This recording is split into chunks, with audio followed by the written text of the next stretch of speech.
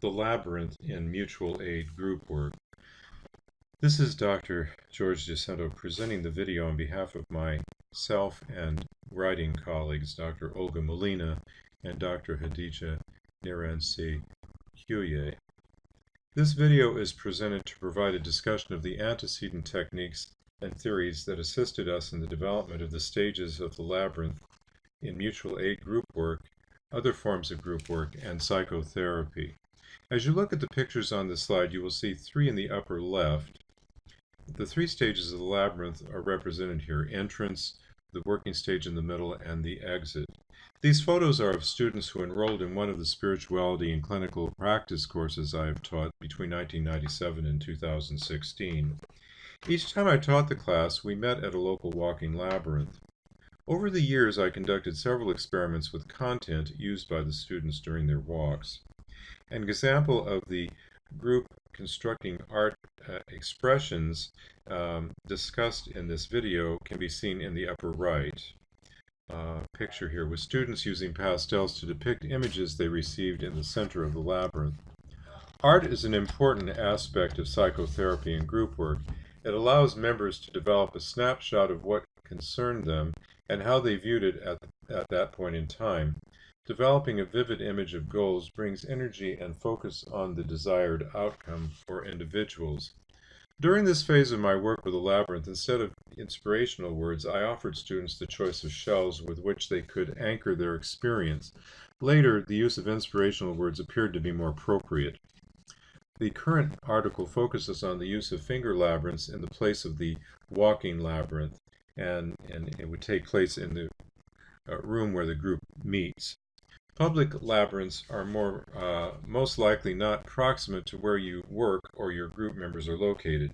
The finger labyrinths are effective as the walking labyrinth and protects members' confidentiality since it's in an office and not a public place. Next slide, I will distinguish the difference between labyrinth work in psychotherapy and other techniques and uses of the labyrinth that have not inspired this particular therapeutic approach. There's a long history of labyrinth images dating back to at least 13,000 BCE, where evidence of a labyrinthine design was found on a bracelet. The labyrinth predated organized religion by thousands of years.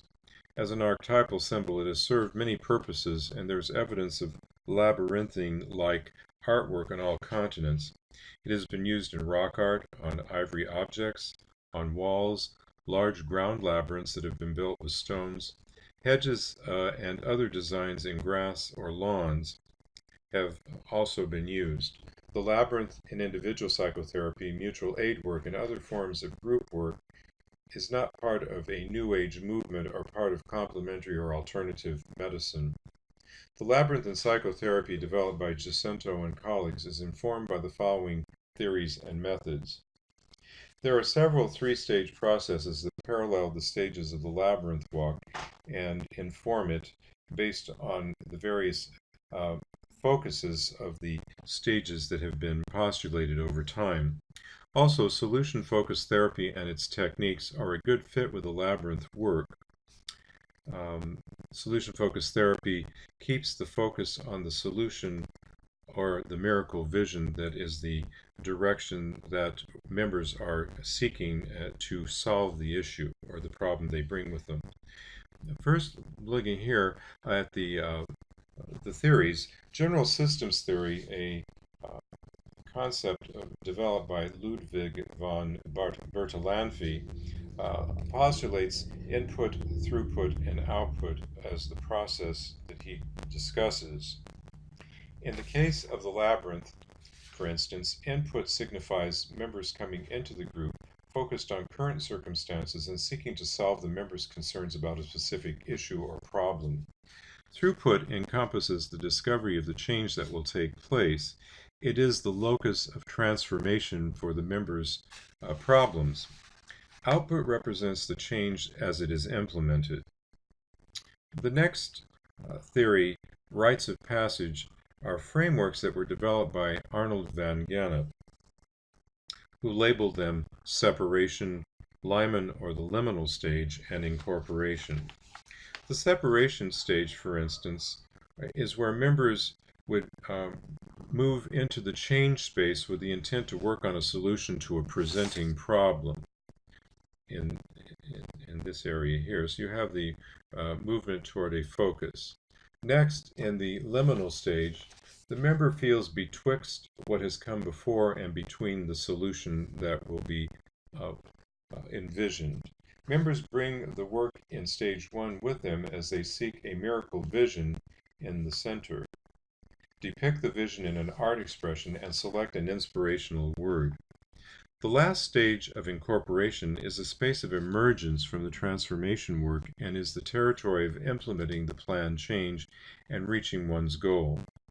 Groups generally follow a 3-stage process that involves beginning or entrance, working, and closure stages.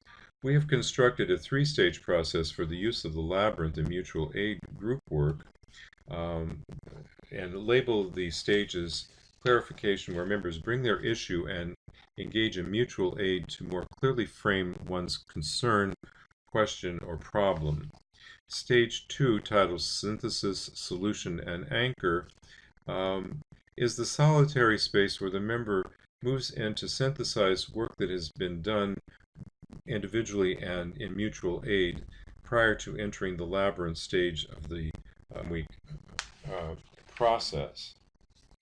And it is at this point that members may respond to the miracle question, which might be something like, if you awakened in the morning and your problem was solved, what would it look like and how would you feel?